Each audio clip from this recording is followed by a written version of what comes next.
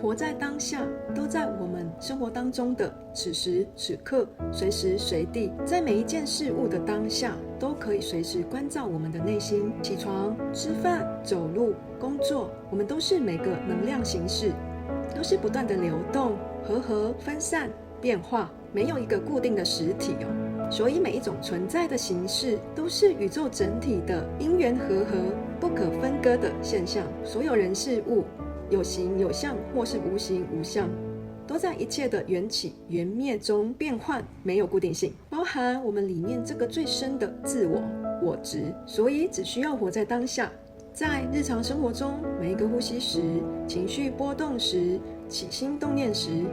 感谢您关注 Jenny， 让我陪着你每天进步一点点，一起穿越人生的课题，成为幸福美好的自己。感谢你们。